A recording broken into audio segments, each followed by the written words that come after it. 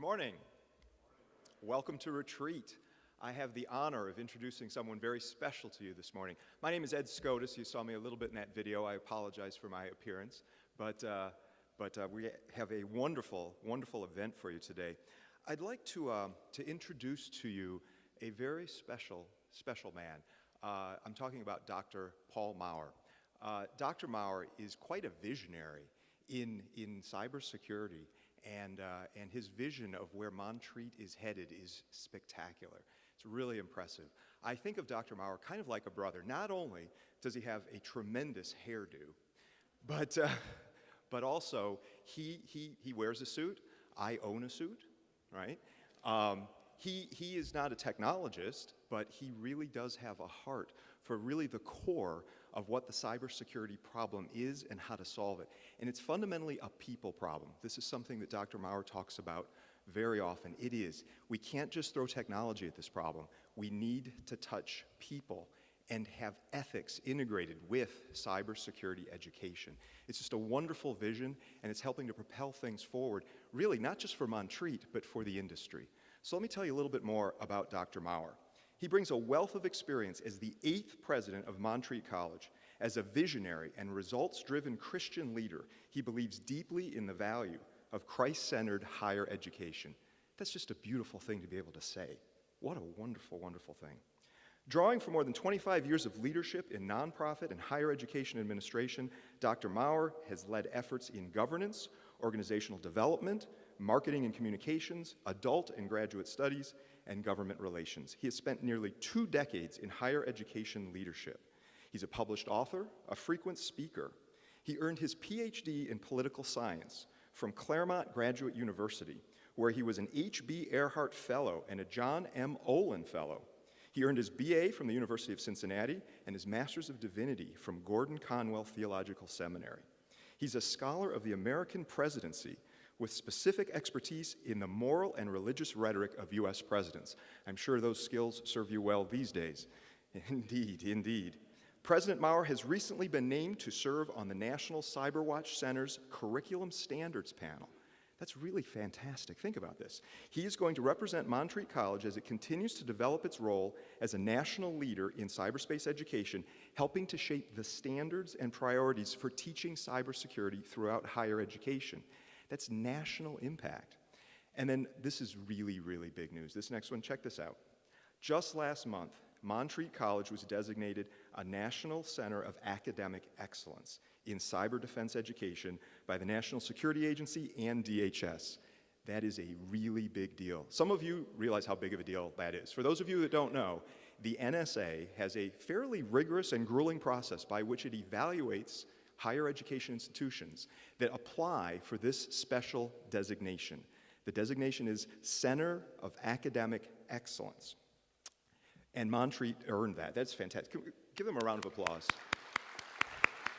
Not just Dr. Maurer, but the entire team here at Montreat that Dr. Maurer has assembled has done amazing things to achieve that designation. They are the first member of the Council for Christian Colleges and Universities to receive that CAE designation, and they're also only the 4th school, Montreat is the 4th school in North Carolina to have that designation. And this is all propelled forward by an incredible team led by Dr. Paul Maurer. Dr. Maurer?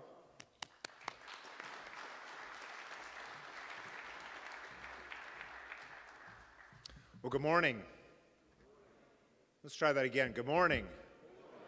Ed, thank you very much. Ed is a friend. We love having him come to Retreat for any number of obvious reasons. What I'm to do here, my charge this morning is to welcome you to our 3rd annual Retreat conference. We're so pleased to have you here. I want to talk in just a minute about that value proposition that Ed mentioned a moment ago. But I first want to take a minute to thank our main sponsors for this event. Our event sponsor is Bank of America. Amy Braswell, Senior Vice President for Information Security, is here representing Bank of America. Would you join me in thanking Bank of America as our main event sponsor?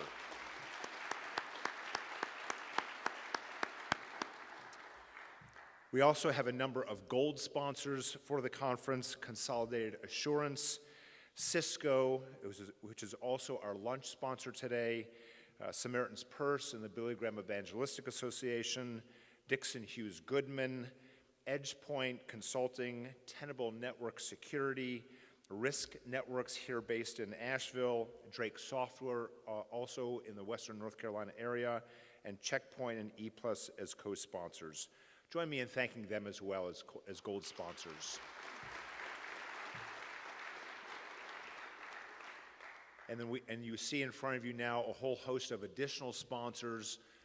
We could not do this event without the generous sponsorship of these companies and individuals. Thank you to each one of you.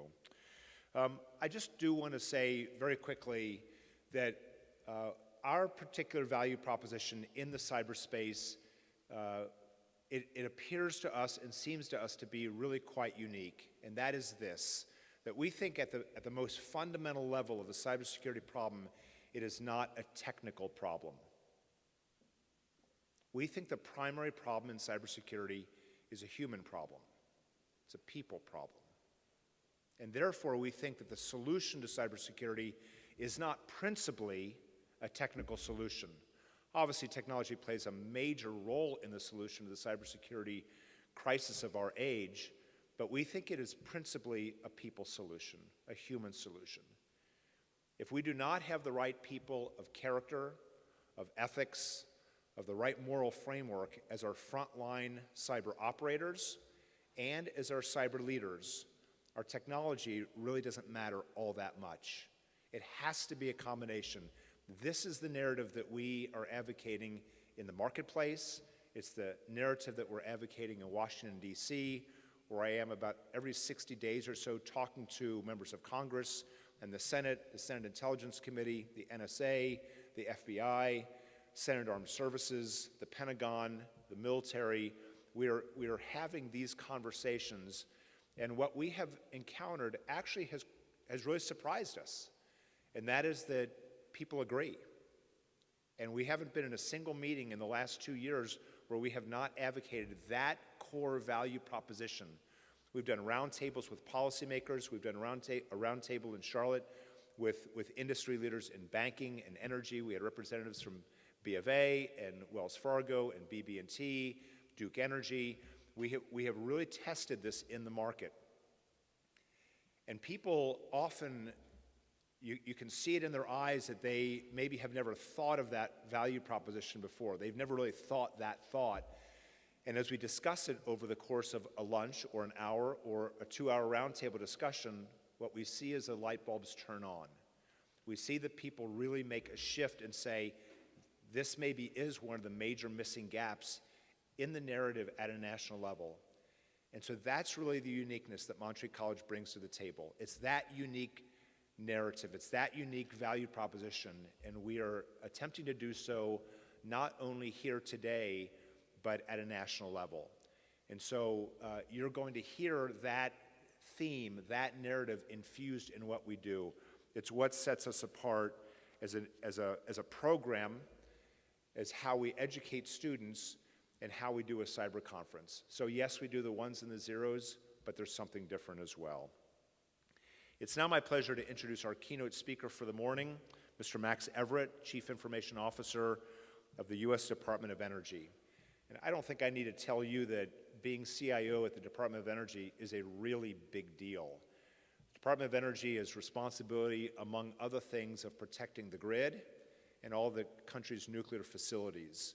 These are two of the most vulnerable areas of attack for cyber hackers who want to do bad things. Max is a cyber advisor with 20 years of experience at the intersection of technology and policy, implementing technology solutions and cybersecurity protections for public and private sector organizations. Max served as the Chief Information Officer for the White House in 2008 and has served as CIO for several Republican national conventions. In between his government service, Max served as Managing Director of Fortalice Solutions, started by Teresa Payton, also former CIO of the White House, and they have collected a talent pool of White House technologists at Fortalice. I heard this morning from one of their chief executives that not surprisingly, business is booming. Max led services and lines of business in risk assessment, digital protection, and incident response. I visited Max in his office in Washington, D.C. at the Department of Energy not too long ago. We had some time last night, and while I don't know Max very well, I find him to be, in my brief encounters, exactly the kind of public servant that we hope will serve at the highest levels of American government. Someone who's smart, someone who's dedicated, someone who really cares about the common good. Please join me in welcoming Max Everett.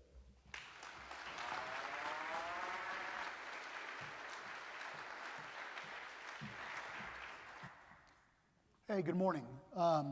So they've given me 50 minutes to talk to you this morning, which most people would think is too long to listen to me. I'm going to try and be somewhat conversational with you. I've got some notes, so I make sure I actually cover the things that I need to talk to you and want to talk to you about. A couple of things I'll tell you up front. You're going to hear some steady streams of things, even things I repeat. And those are important because they're going to go back to the part of the core thing that Paul just talked about, which is cybersecurity is a people problem. And one of the things I know about people, I think most of you do too, is that we're very forgetful, right? You can look all the way back in Exodus. They hadn't left Egypt for, a couple of days when they already forgot what God had done. And so I try to remember that this is, we're talking about human nature. And so that's an important underlying thing to think about when you start to look at cybersecurity. Again, we really are talking about people. The technologies are changing. We all know how rapidly they're changing. But we as people really have not fundamentally changed. And so that's an important thing that I think you're going to hear the stream of. And keep that in the back of your head as we walk through these things. I'm going to talk about practical examples and some other things as we go through. And so what I'm going to start with is a little bit of a high-end piece, sort of setting the stage on my job and the things I see. And then we'll get into a little more, I think, to some cyber pieces. And then I want to hit, at the end, I want to talk a little both about my experience and how it plays into my vision of that. But also at the very end, I'm also going to talk about practical cybersecurity. One of my missions and goals is anytime I talk to any crowd, no matter who it is, I try and talk about a few things that are practical to cybersecurity because that's how we're going to improve it, is for everybody to get that education and knowledge. And so we'll hit some of that at the end. So first, I really just want to talk to you about what I do and what I see at the Department of Energy. I've been there about 4 months now, but I've been around federal government a long time. Most of you have probably heard of the Department of Energy. What you probably don't know, and be very frank, I didn't know a lot of this until I walked in the door, is just how much the Department of Energy actually does. As you can imagine, one of the things we deal with is energy. Well, what does that mean? Well, we work on things like research, resilience for the power grid, looking for new renewable sources of energy, for cleaner energy. Those are part of what the department does. But the department, frankly, goes much more broadly than that. We have 17 national labs. You may have heard of some of these before: Los Alamos, Sandia, Lawrence Livermore. Many of these go back all the way to the Cold War. They're doing some of the most cutting-edge research on the planet right now on everything from nuclear studies to the basics of our existence, of physics. But they're also looking at things like cybersecurity. They're looking at things around energy storage and batteries. They really run the gamut of things that they work on. And they're really an important part of the basic science in our country and even for around the world. A couple of other things that we do at the department, we're responsible for nuclear weapons. So the Department of Energy, since the pieces that were put together, and this all happened back in 1977, President Carter brought a bunch of disparate parts together in Department of Energy. So we just had our 40th birthday. But back in the Cold War, some of these labs were building nuclear weapons. And so the labs still today do the design and testing and disposal of weapons. And as you can imagine, and I think if you know from history, there have been a lot of people over the years who want to know the things that we know about nuclear weapons. So we've constantly had people attacking, the labs and those parts of the department since the history of the department. But the department does some other small things that I want to make sure I point out. One of them that very few people know about is that we have these things called the power marketing administrations. They also have a long history going, some of them all the way back to even before World War II. Their job is to distribute in some parts of the country hydroelectric power generated by dams the government built. So especially up in the western United States and up in the Northwest, those power marketing administrations are a huge part of the electric grid. And that electric grid, as we speak, is getting connected onto networks, onto the internet in some cases, in different ways. So they play a really critical role in keeping our electric grid up and running and stable in many parts of the country. And so I didn't know anything about that until I got to the Department of Energy. I was actually just up there a week ago and got to meet some of the folks who do this and got to talk to them about the opportunities they have of putting new computing devices on that network to help them manage the grid better, but also the threat that that brings. Anytime you put something on a network and people can get to it remotely, they want to, sometimes for good reasons, sometimes for bad reasons. So that's another important part of what we do over the Department of Energy that really most people don't know about. So as you can think from this diverse set of things that we do at the department, especially when it comes to research, when it comes to things like nuclear weapons and other things, there are a lot of people who want to see what we're doing. There are a lot of foreign adversaries who want to get into our network and find out what we're working on. And so this has historically been a long-term problem for the department that we've been working on for years there. I've walked in to try and help with that. And so I'm going to talk a little more about what some of those threats look like and how they've developed over the years. As we've seen these folks trying to get in, they come in from a variety of ways. And again, you're going to hear this repeated from me. So I talk about cybersecurity, but of course, it's not just somebody sitting in a computer somewhere in Russia or somewhere else. Some of our threats are right here in the US, and some of them are just our people and how they handle and manage data and information. Right? So those threats are very broad. There's not a single answer. There's not a single attacker that if we stop them, we're safe. It's a much more of a broad problem. So one of the other things, and I think this is one of the things we talked about, if you were here last night, we had a little kickoff and talked about something that people call the Internet of Things.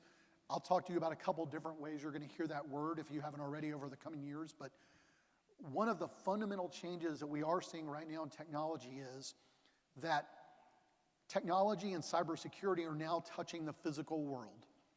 What do I mean by that? So I've got an Apple Watch on right now, right? That's sort of a little example of the Internet of Things. It's something that's connected up. It's getting my heart rate. It's doing a lot of things like that. Many of you at home, you may have things like, if you've seen the Nest, the thermometer, that you can control that. I would venture to say that a vast majority of these security systems that people have in their houses or even businesses are now connected to the internet. That can be a good thing. You can see what's going on. It also means if you're not careful, someone else can see what's going on in your house or business. We have cars, we have TVs, we even have crazy things like refrigerators now that people are connecting to the internet. I'm not quite sure why, but some folks have thought that might be a good idea. And so what you're seeing is that is starting to touch the physical world. And then we get to some places where it really can start to touch us. Things like cars. They're now selling cars that are internet connected. We've got cars like the Tesla, where they can actually push down patches onto the car remotely. Right? That introduces some ways to improve things, but also can introduce some real challenges.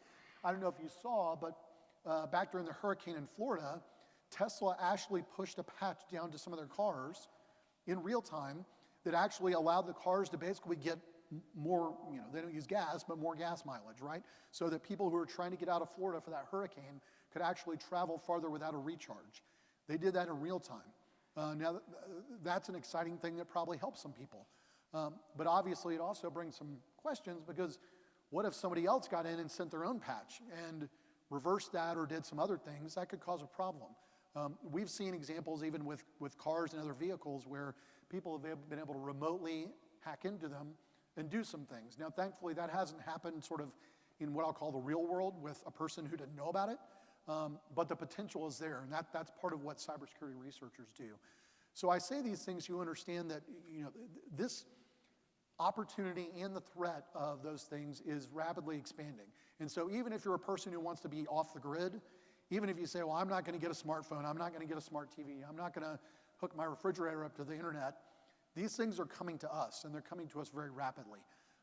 So it's important, no matter who you are, to be thinking about cybersecurity, to be understanding how we do cybersecurity, understand these priorities, whether they're for you practically or frankly for you as you engage with politics, as you engage with local leadership, as you engage with businesses. This is really important stuff for you to know and be thinking about. A couple of other phrases, you may have heard them thrown around depending on where you work and what you read, but when I talk about the Internet of Things, that's what I'll call sort of consumer facing, right? That's the one that's starting to touch everybody no matter who you are. On the back end, some of the things we deal with at the department are things we call ICS, Industrial Control Systems. There's a thing called SCADA. SCADA is basically, it's an acronym for these tools that help us manage and maintain industrial systems. So I'm from Texas. I just met somebody this week who works at an oil refinery.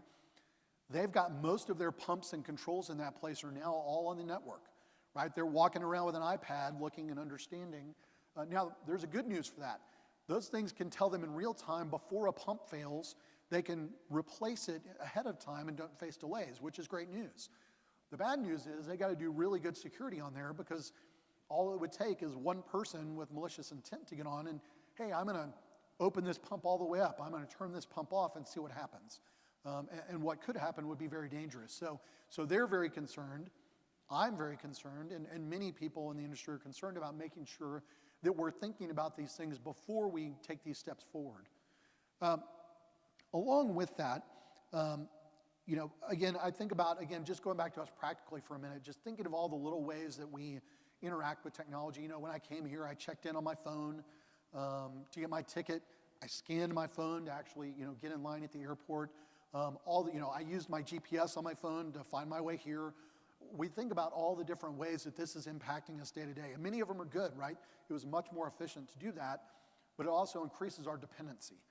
So again, it makes it really important for us to actually think and understand what we're doing, understand security and technology as we're using it before we become so dependent that we don't know sort of the things we're giving up. So I'm going to talk now, as we start to talk a little more about what these things mean, and think about the headlines. I know you've read them. I'm going to talk about a few of them today. You've read the headline, Equifax getting hacked. Thinking about the implications that has for all of us. Thinking about things like, and again, I'm very broad when I think about cybersecurity because it's really about managing risk. Even think about airlines, like probably many of you, I was flying not too long ago when an airline's computer system went down. And like many other people, I got to have an extended vacation that I wasn't planning for at an airport, which is not a great place for a vacation. We're very dependent on these systems and the resilience of them, so it's important for us to be thinking about that. One phrase I'm going to introduce you to that I want you to be thinking about, again, because I'm really trying to drive home the point that you can't hide or get away from this. There's a phrase that gets used, and I can usually barely say it, but it's ubiquitous sensors, right? Ubiquitous, just meaning everywhere. So an example I mentioned last night to some folks, I was out with a tech company a couple weeks ago. They were showing me a great example of some things they've got. So they've got a camera that hooks back up to the cloud. And what it does is when you walk into somewhere, these cameras, they'll stick a couple of them up, barely even notice them. They look at you, and they actually do a photo profile of you, and they watch you. And so the way these are set up, they could put them into a store, and they can actually, as soon as you come in, it sort of maps your face, makes a model of you, and it tracks you walking through the store. Right? Now, there's some value, I suppose, in that for these retailers. They can understand, hey, this guy went over and was looking at khakis and donuts. Maybe we've got a good khaki-wearing audience who loves donuts. Right? It helps them think about where do they place things, how do they make things they want to sell more prominent. But you also then start to think about the next time you go in the store, these things are so advanced that they can actually recognize your face the next time you walk in, right? So now they know, well, he's been in the store 3 times this week buying donuts. Maybe we should put a big thing with an extra large box of donuts at the front to catch this guy right on the way in the door. They can start to build a profile of who you are, right? And they're doing this all over the place. They're doing that, some companies are doing this with apps on your phone. They're doing it with where you go on their browser. There's companies that would like to do it based off, your watch, how many steps you took. I can assure you your health insurance company would love to know how many donuts you're eating every day, how many steps you're walking. That's value to them because they can understand your health. Now, again, that could be valuable to you. Maybe they give you a discount. But it can also bring a little, rightfully a little concern because they know quite a bit about you. They probably know more than some of your coworkers and friends if they get enough of this data. And that can be a little bit of a scary thing because we don't always know how they're handling that data or information, right? And again, as you're hearing some of the things I've talked about, it's not whether or not you're wearing an Apple Watch or whether you're using a smartphone, because these tools are coming to you, right? Those cameras are sitting there whether you like it or not. These other tools are out there whether you like them or not. And so it's really important for you to understand that, both for yourself as you engage with these tools, and for you to understand even just from a public policy perspective about what your expectations are about how people can use this technology for good and for bad. So as I talk about this, and I talk about, again, I think back to my job and about securing these systems because I've got some really important things I have to protect with a very large team at the Department of Energy. I start to think through these things, and so, and one of the things we use to do this, as you've already heard, again, is data. People have probably heard the phrase big data. Well, look, much like any other tool, much like a computer, data by itself is sort of neutral, right? So data can be used for good things or bad things. And I think it's important for us to think about that. But one of the things I would press you to understand is that data by itself, you'll hear people saying, oh, big data is going to solve all these problems. Data by itself is neutral. Data does not equal information, right? If we take data and we add wisdom, we add experience, or we add computer analytics, we add things to it, it becomes information. Then it becomes valuable to us. We can use it for something, again, whether it's good or bad. So I want to bring that up because I want you to be thinking about that, and think about what people can do with the data that they get about us. And that goes to the other point, which is typically when we talk about cybersecurity, we talk about hacking a computer, hacking a network. What I would tell you is important is the bad guys are not just attacking a computer or a network. They're attacking a system, right? Systems, processes, and more importantly, they're attacking people. They're going to attack you individually. That's a critical thing for you to understand, and we'll talk a little more about how some of the bad guys work, but they're not just sort of sitting in a basement going clicky-clack and going back to another thing. The vast majority of their attacks are actually focused on people, and they're focused on broken processes. And this goes back to what Paul said, which is so critical to understand is, and we'll talk about some examples of this, where it's not about the technology, it's not about the tools. We need the tools. The tools can be helpful to us. They help me as a defender. But the attacks are really focused on people and individuals and the processes they work in. So to get this big picture, sort of 360 view, I want to talk through a few of the areas that this impacts. So I'm going to start, and I'm going to go through as I talk today and give you some examples of things I think you've probably heard about at some point. So I want to start with one, Target. How many people remember when Target was hacked and the credit cards, right? So I want to bring up a couple things to start to think about with that. The good news, Target had spent a lot of money. They had just bought a brand new, very well-regarded cybersecurity tool when all this happened. The bad news was, at the time, they were shorthanded. They did not have enough good cybersecurity professionals to watch and use those tools to protect themselves. The second thing I would have you understand about the way they got into Target is very important because we see this a lot in cybersecurity now. So the way that they initially got into Target's network was not through Target's network itself. They actually hacked an air conditioning company up in Pennsylvania. That air conditioning company had what we call a VPN. It was a tunnel back into Target's network. And that was how they got into Target's network, right? So Target had some pretty great sort of walls around their castle, but they also had somebody who did something important for them, so that person had a little tunnel right under those walls, and that's how they got in. And then once they were there, things got a little bit worse because one of the things that we talk about on the more technical side of the network is what we call segmentation, right? We want to break networks up, and you understand this at a basic level, which is, if I've got really valuable stuff at home, if you got a bunch of gold bars or fancy jewelry, you may want to get a safe, right? You want to take those very valuable things and you want to put them somewhere a little safer than where you leave some costume jewelry or where you leave your spare change. That just sort of makes sense to us. But you also understand the flip side, which is if I have a big, nice safe with like a huge long combination. If that's stuff in that safe that I want to use on a regular basis, that's kind of hard to do, right? So I'm much more like, well, I'll just keep it out on, I'll just keep it out on my counter so it's easier to get to.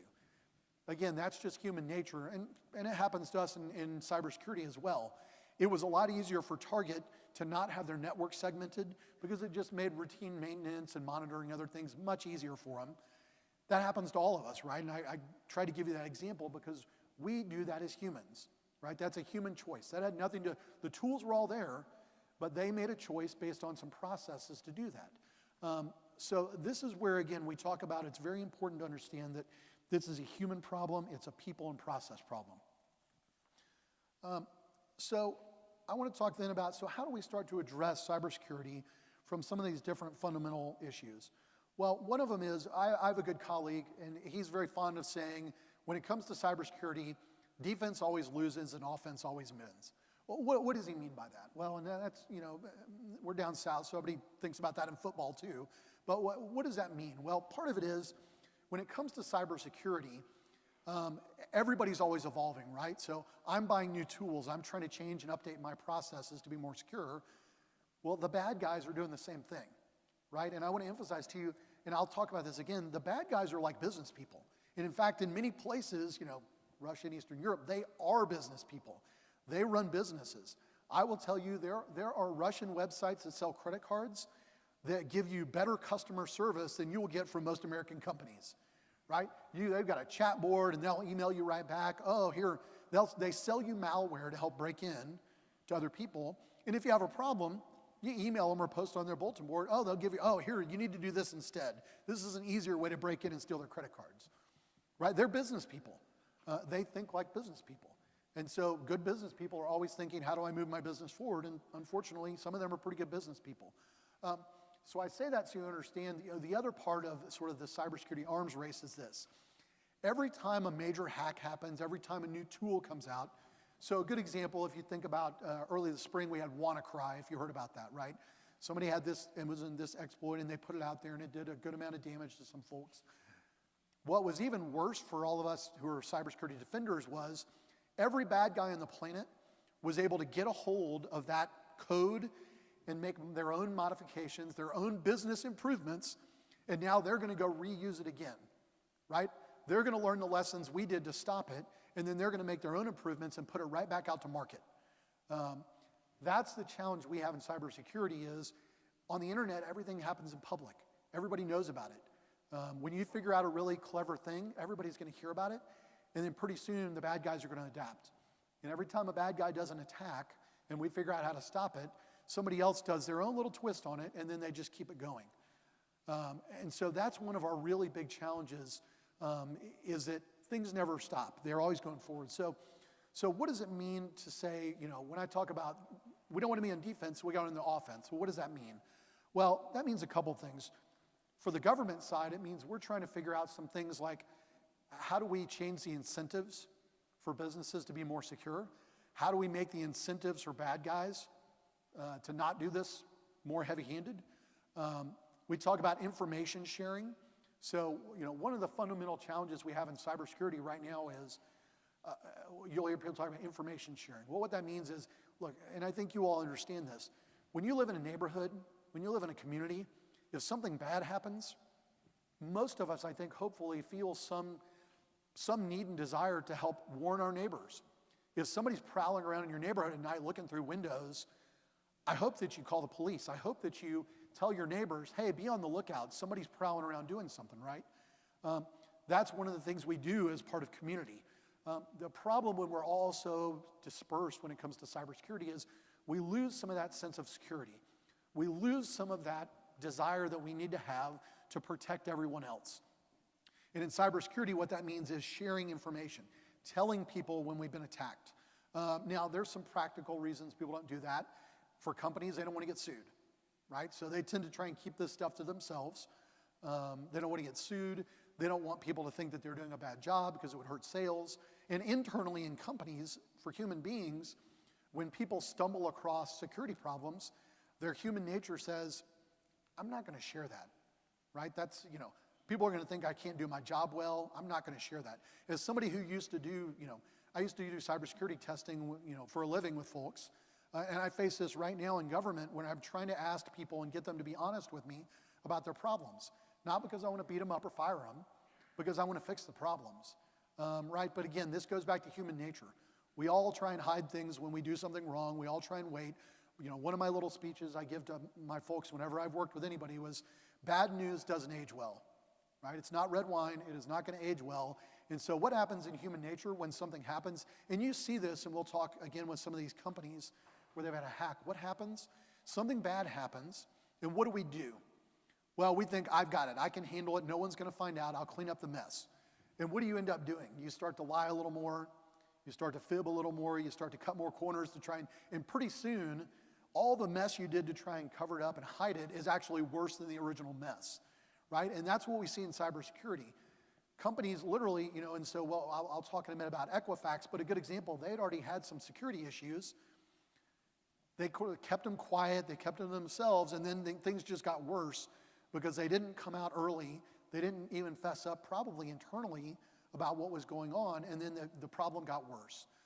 So that's an important one for all of us to think about. And again, as you hear, that goes right back to people and it goes back to culture, which we'll talk about. The other thing I'm going to tell you about cybersecurity as we look at this is that cybersecurity has to start from the beginning. One of the big mistakes that historically and still to this day is made in technology is we tend to try and strap security on at the end, right? And you're seeing this right now with the Internet of Things. Let's put things on the network, let's put things online, and then we'll figure out how to protect them later, right? That's not a great solution. Cybersecurity has to be in from the beginning. If it's not, when you strap it on, the problem when you strap it on is you're almost always focused on a tool. You're almost always focused on sort of a Band-Aid. And when you do that, you're almost always ignoring the people. You're almost always ignoring the process, right? People are the ones who are the beginning. The goal of building a new system, a new tool, a new piece of software, whatever it might be, at the end of the day is serving people. So if I haven't thought about the people and protecting them at the beginning, it's going to be real hard to do that when the genie's out of the bottle. So I want to give, as I step into the next part, I want to give another quick example that goes back to this piece of cybersecurity being foundational and that it touches everything. So there was a bank that got hacked a few years ago, a very large bank that spent a ton of money on protecting themselves. They had a lot of tools, believe me, and they had very good cybersecurity people. They had a little mistake. So they were sponsoring a corporate race. They had another company build a little website for people to sign up for this race. It's a race. Who cares, right? That's not that important. It's a separate website. It's just for a race. Well, unfortunately, what happened was some hackers were able to get on that website. But of course, it's not important. So they didn't spend any time on security of it. Well, unfortunately for them, what we think happened was many of their employees signed up on this website for the race. And as human nature is, I won't ask you to raise hands, but just in your head, how many people here reuse passwords on more than one site or application? I won't ask you to raise hands, but I'll raise mine because I do it too, and I do this for a living. So what happened was people signed up on this website for the race from the company. Well, what email did they use? They used their corporate email, which is almost always what we use for a login. And then guess what? Most likely, some of them reuse their same password they used for work on that site. So once a bad guy got it, they now had credentials to get back into the company. And unfortunately, they found the one server in the company that didn't have something I'll talk about in a minute called multi-factor authentication, and now they were in, right? So I bring that up because I bring that up to my folks all the time. Every time somebody tells me it's not a critical system, there's no important information on it, there's always important information on it. You wouldn't have set it up, you wouldn't have spent the money if there wasn't something of value there, right? So that's really an important one I want you to think about as well. So one of the things I also want to talk about is, and again, this goes back to people, and part of people's leadership. Leadership is a critical element of this, right? And leadership happens at every level, right? It's not just the boss, not just the top. And I'll reiterate that one a few times, but leadership is critical. So good news for me, walking in the Department of Energy, the government, you're not going to be surprised to hear, struggles with this. In many departments, the CIO, in my position, doesn't report all the way up to the secretary, right? They haven't gotten the message Congress and other people are giving them the message, but they haven't gotten it yet that this is important, and you need the people in at the beginning, right? Before a bad idea starts, get somebody who knows what they're talking about at the table. Happily for me, when I walked in the Department of Energy, one of the first things they did was the secretary promoted my position so that I report to my secretary and deputy secretary, because they believed that cybersecurity was so important that they couldn't make major decisions at the department without having representation at the table who was thinking about these things and these issues. You are starting to see that in the private sector as well, not nearly broadly enough, but I know even from my work, in private sector doing cybersecurity, the companies that brought us in, 9 times out of 10, it was the board. Their board of directors or their CEO was the one who said, hey, wait a minute, we need to stop and think about this. We need to get some help in here to figure out where we are, right? So, if you want a good way, hey, if you're investing, I'll tell you right now, a good thing to understand if a company knows what they're doing, see where their CIO, see where their Chief Information Security Officer, see where they report. Do they report to the CEO? Do they go talk to their board? If they do, that's probably a good idea. Doesn't mean they're perfect. What it does mean is they're thinking. What it does mean is they're trying to be a more mature organization. So that's an important one for, that I like to bring up because, again, if you don't have that leadership and that knowledge and understanding at the table, you're going to make bad decisions. The other thing I'm going to mention around that for leadership, and this is, look, for folks who are in cybersecurity right now, for folks who are thinking about it for the future, one of the things that I try and tell folks, and we used to do it even in private sector working with CIOs was, and we're going to talk at the end of this, I'm going to talk to you a little about the things I've seen that I think are important skills to have to do cybersecurity and technology leadership. But one of the critical ones you've got to understand is risk. Risk is how, when you talk about anything with security and certainly cybersecurity, risk is how we talk about that. That is the language that we use to express ourselves. It's really important. So if you're working in a business, and you all do this unconsciously. We as human beings are actually somewhat good at managing risk in certain contexts. We all teach our kids this. You try and teach them to look both ways before crossing. We try and teach them just the little things to manage their risk in the world. This is what business is about, right? Business ultimately is, I'm going to make an investment, I'm going to build something, I'm going to sell something to make a profit. There's a risk to that. Maybe somebody won't like what I build. Maybe somebody won't like my services, right? So I'm always making a risk judgment about that, and cybersecurity is no different. And so for cybersecurity leaders, you have to be able to talk about risk and reward, right? I promise you, I could go in, I could give a laundry list of tools and things that I need to try and make things more secure, but like everybody else, I've got a finite set of resources, and so to make my case, I've got to be able to talk about things in context of risk and reward. So that's really important language to use when we're talking about cybersecurity. The other part of this that I want to talk to, again, we've talked about this being holistic, and so I'm going to talk a little more about, real quickly, because this will start to get into my sort of, the way that I approach things, is understanding that the best ways to do cybersecurity are done if we approach it from a customer service perspective. Now, having worked around cybersecurity a long time, I can tell you that's usually not the way people approach it. The joke usually is the Chief Information Security Officer in most places usually is referred to as Dr. No, right? Because somebody comes and says, I want to do this, no. I want to build this, no. I want to change this, no. Right? Their fundamental answer is no to everything. That doesn't work, right? And again, why doesn't it work? Because it's not looking at people as human beings. It's not understanding the nature of people as human beings. So this is, and my folks have heard me constantly, they're probably sick of it, at Department of Energy already talking about customer service, especially when it comes to cybersecurity. Because again, if I'm building and doing systems, what am I doing them for? I'm doing them so people can accomplish work, so they can do the research, so they can protect the country, so they can help us with our energy needs. I'm building systems and I'm protecting them so they can do their work well. Which means I need to try and make it as easy as possible for them. I've got to help them protect themselves, but I've got to make that easy for them to do. And that's something that is fundamentally lost so often in cybersecurity, is that we don't design these things with people in mind. And again, at a fundamental level as people, one of the things I think is very true is that the smartest way to do these things, and this is just for life in general, make it easy for people to do the right thing, right? If we make it easy for someone to tell the truth, if we make it easy for them to do the right thing, they're going to tend to do that. If we make it very hard for them, if we make it extraordinarily difficult, I've got systems and tools I've got to fix at the department right now because they're so broken and they don't work so well that people sort of skip them and go do something else.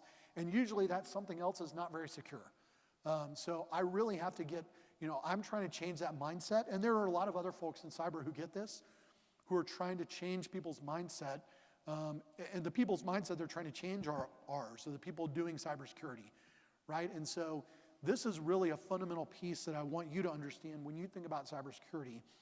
And it will then explain to you why I think certain things. So let me give you a really good example of broken cybersecurity is passwords. I'm going to bet most of you probably hate passwords, right? Because you're probably somewhere, you got 100 passwords, you got to change them every 90 days. I've got ones at the Department of Energy where it has to be only 9 characters, it can't be 7 or 8, and it has to have a pound or an exclamation point, but it can't be the first or last character, and you can only change it by the light of the full moon, right? Every one of us has probably seen some kind of system like that, and it's ridiculous. I can tell you, and there's basic research out there will tell you, that doesn't provide security at all. In fact, what does it encourage people to do? It encourages people to use the same password over and over. It encourages them to use a password like monkey123, and it encourages them to write the password down and leave it under the keyboard. These are the things that happen, right? So that's one of those great examples in the cybersecurity realm where we, the professionals, have not understand the basics of human nature. And in fact, we've gone against even what the basics of sort of a lot of psychological research have told us about how people behave, right? That's a good example of one. And I could give you 100 others, but that's one I think most of you have probably seen. I get frustrated about it almost every day. But that's a change. That's a change in mindset. That's a change in how we approach these things and how we approach cybersecurity. So I'm going to talk about myself for a minute here. And I do that not because I'm so important, but because in context of what I've talked about, in context of this idea of the people problem, and knowing we got students here and people thinking about cybersecurity, I want to talk a little about my background because it'll walk you through, I think, where I've seen value out of my education, which may not look like the stereotype of cybersecurity. So a short piece on my background. So I grew up as a bit of a geek. I was my first computer, for people old enough to remember, was an Apple IIc. I was very fortunate. My high school was one of the very first ones that had a student network in the high school. And so that was a long time ago. So I grew up doing technology, but I liked a lot of things. And so my undergraduate degree was actually in liberal arts. So I was a government major and a sociology minor, which seems odd for somebody who's doing CIO job. But the reality for me was that has informed so much of the way that I've approached my career. Because I started out, when I eventually got into technology in a circuitous route, it helped me to think about people. It helped me to think about the end users, about their motivations. Look, I'll tell you right now, history is actually a really valuable thing when you're thinking about cybersecurity, because there is nothing new under the sun, right? And every scam anybody tries to pull, look, most of the hacks out there are not because they're so technically brilliant. Some of the best hackers you will ever see and read and hear about, it wasn't because they were the smartest tech guys. If you read and understand what they did, 99% of the time, they weren't hacking a machine, they were hacking a person, right? They were sending an email that was perfectly crafted to get people to answer it. Sometimes these guys would pick people, in the old days, and even now, they'd pick up the phone and call them, right? You talk to folks who have businesses with call centers, excuse me, that is one of the major things they have to do is train their folks, because they're getting bombarded by people calling, trying to reset passwords, trying to get the people there who are taught what? Customer service, trying to take advantage of that customer service friendliness to share information they should not share. It's just a fundamental thing. Now, the second part, then my route gets a little more weird, because then I went to law school. Don't hold that against me, but law school also informed my career in many ways, because it taught me that language of risk, right? That was one of the things that's very good in law school, is you really learn to understand risk very well. Again, that has helped really inform me in my career about where and how to look at things in security with the right mindset. So those were two big stepping stones for me that helped me get to the place I am in my career. I think they're important, and that's where I think liberal arts education and those pieces, look, we need a lot of people who understand math, engineering, the basic hard sciences. You've got to have that understanding. You do have to have enough of that understanding of ones and zeros to really be effective, to understand how these systems work together. But that liberal arts piece can bring real value if you understand and believe that the majority of our problems, certainly in cybersecurity, again, are not technical, they're people. If you do that, then you understand that bringing sociology, psychology, history, even things like art to bear on how we set up and design and protect systems is really actually very critical.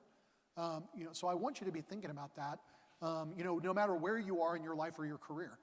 I think another piece of that I think is really important is, I'll just add this one on because it's not educational, but I think it's important. So I look at this on resumes. I'll give you a tip there. I waited tables through a good part of college and law school to pay my way.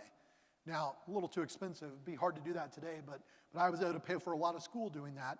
And I look for that on people's resumes, especially if I'm hiring younger folks. And the reason is I have not met anybody who spent significant time in sort of food service type industries who doesn't understand customer service, right? They understand the very basic little things of, balancing priorities, of, all the little things of the customer service, of how to talk to people and when to keep quiet, all those kind of things. I actually still lean to this day on some of the basic customer service lessons I learned doing food service, right? So I point that out to you because it's important that we understand cybersecurity holistically. It's not just ones and zeros. It's not just math. Those are an important foundation, and you can't do it well without understanding those. But there's so much more to it, and you've got to be broad in looking at that because we need broad solutions, right? There's some incredibly good tools out there that are very helpful for us in protecting our systems and networks, and we've got people building new ones every day, but they can only work if they're applied in the right context and if they're applied in the context of understanding people. So I've talked about some of those things, and a couple of the other ones I want to make sure I mention. Again, as I've talked about leadership, I want to mention this real quick. This will lead to another thing, but I've said leadership a couple times. I'll simply emphasize the things I emphasize to my folks. Leadership is not a title. Leadership is not a position. It's not granted. Leadership is earned. And that seems basic, but it's important. You can lead in any position you're in. Some of the best leaders I've ever met and worked with were peers or even subordinates of mine, right? Because leadership is about being out front and it's about taking responsibility. Those are really the cores of leadership. Leadership doesn't equal boss. It doesn't people ordering people around.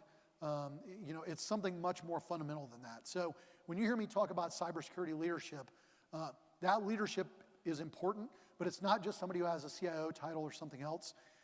That happens at every step of the way. And so I want to make sure I make that comment when you hear me say things like leadership.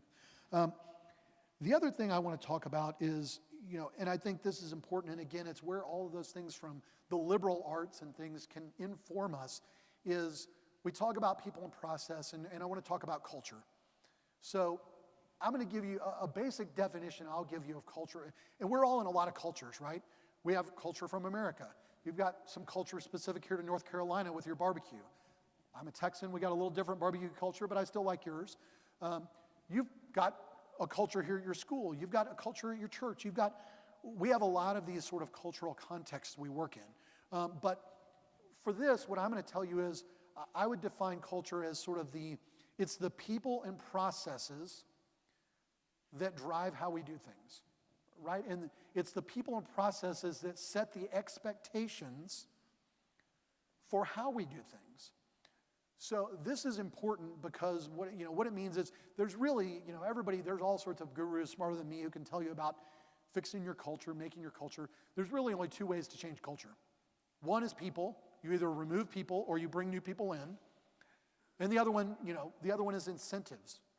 Putting the right incentives in place for people to do the things that you want or disincentives to get them to do the things you don't want.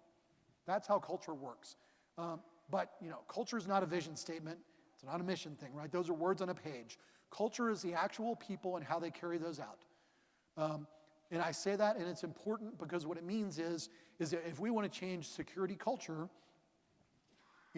security culture is going to be everybody. So we can't really remove people from the equation, right? And I've already told you, all of these things through IoT and other things, they're coming to you.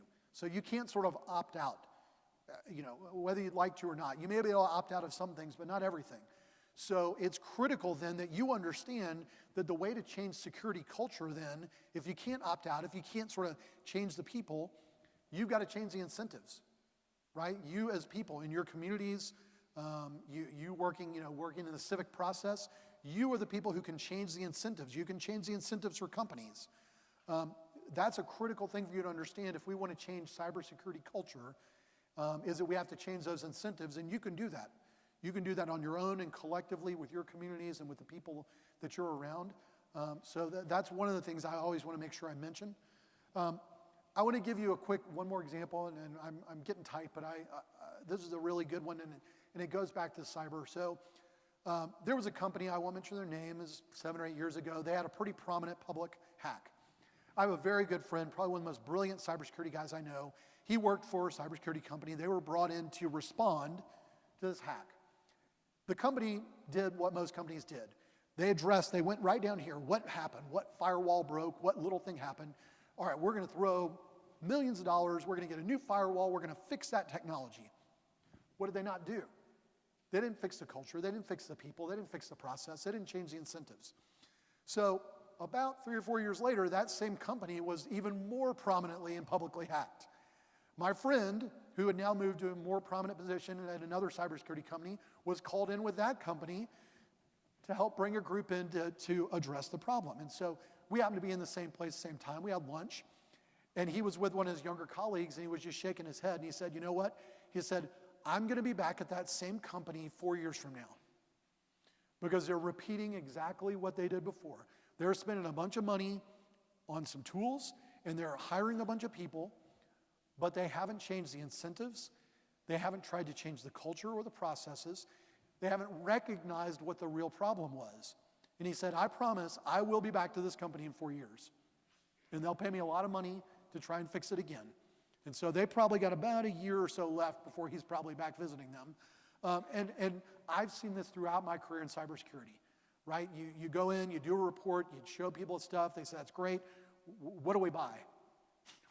Well, I can point you some stuff to buy because there's some good stuff, but that's not your problem, right? Your problem is your people and your process.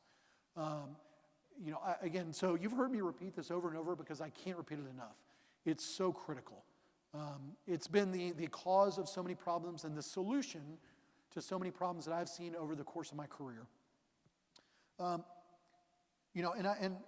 I got into cybersecurity again, look, I've worked at pretty prominent places. I've been at the White House. I've been at prominent Homeland Security. I've worked with companies that had pretty sensitive stuff to protect. And obviously in my job now, I see that in spades. And so, that's where I've gotten into really the security piece and the understanding that I've seen these broken systems too long and too often.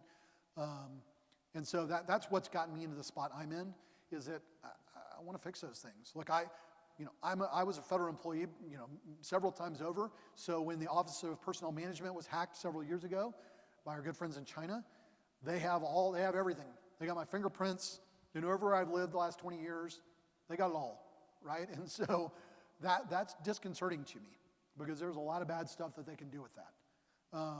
And so every time I see an Equifax, every time I see one of these, it's just, I get sick of it. And so that's why I come and talk to groups.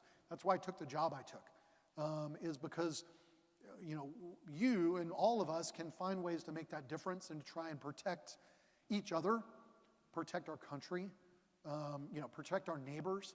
I think we have an obligation to do that, and we have opportunities, even if you're not in cybersecurity. Again, as I've talked about, you can be part of changing the incentives. You can be a part of changing the culture. And I think you have an obligation to do that. I think we do to protect each other. And so I want to end with a couple of very quick things here. One of them is I'm going to make a quick call to you about public service that I just did about the civil service. It's important. I can't I've been a political appointee. I've been in and out and around government for a long time. Government is very imperfect. It's got a lot of flaws. But I can tell you I've worked with some amazing people over the 16 years I've been in Washington, D.C., who are working for less money, who are working for less accolades than you could possibly imagine to try and go do the right thing for our country. We need more of those people. Right? One of the first people I met when I got to D.C. 16 years ago, his dad was a career civil servant. He is a career civil servant. He could have gone and made a lot more money in the private sector. But he actually believes in the civil service. He believes in that mission to try and help the country. We could use a lot more of those folks, I'll tell you right now. So I want to leave it at that. And the last one, I want to make my 2-second pitch on a couple of things around, I don't ever do these without making a couple of quick things about practical private security.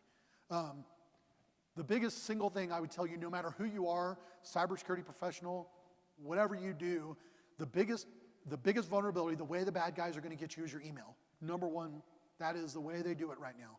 So the biggest thing I can simply ask you to do in 15 seconds is when you get an email, before you click a link in an email, before you open, no matter who it looks like it's from, before you open that attachment, stop. Stop for 10 seconds and say, was I expecting this document? Do I know where this is, right? We do this for a living. Where I used to be, we did this for a living. My guys crafted the best stuff you've ever seen, right? It looked like it was from Amazon. It looked like it was from American Express. And it looked like, man, I got to open this now. Somebody got my account, you click, you're gone, right? So take look, you get something from Amex or Bank of America, those guys have to deal with this all the time. Take a step back. It may look perfect because they literally copy the ones those guys send out, and it may look perfect. Take 5 seconds, and instead of clicking the link, open your browser and type it in yourself. Type in Amex, type in Bank of America. Take the extra 5 or 10 seconds. That is the best single protection I could give you, in 30 seconds about how to protect yourself. Beyond that, if you were there last night, we mentioned a couple other good things. Ed talked about, one that's so critically important, patching. When your phone pops up and has a little thing that says, hey, you need an update, just do it. There is no better protection. The same thing on your computer. I know it always happens right when you're like halfway through drafting an 8-page document that it says, hey, I need to restart your computer right now. I know that's annoying, but make time to do that. That is one of the best protections you can have on your computer is just doing your basic updates. It's so critical. And it really will give you that level of protection. The other one I won't walk away without mentioning is, who's heard of multi-factor authentication, right? That is the best protection for your accounts, for your bank account, for everything you do. Anywhere that you can, use multi-factor authentication. Anywhere. On your computer, on your bank account, credit card, wherever it is. Even if you think it's not an important site, you want it to have multi-factor. Because then if they get your password, you're still protected. I can't emphasize that enough. I don't think there's a single cybersecurity incident I responded to when I worked private sector that would not have been stopped cold if they were using multi-factor. Not one. Right now, a really good bad guy can probably find a way around that, but it's going to cost them a heck of a lot of money. And guess what? They're going to move on to a softer target. Anywhere you can. And look, if you've got somebody who's handling your money or things that are really important, and they're not offering you multi-factor, move on. Because they're not respecting you. They're not protecting you. And you deserve that. And so that's the other one I don't want to leave without not mentioning is, go home, do it today, right? It's the most critical thing I could tell you. Just set an hour aside this weekend. It takes a few minutes, it's all right. Just line up all those websites and just go one by one and do it. There is no better protection that anybody can give you today than putting that multi-factor on your accounts. So thank you all very much.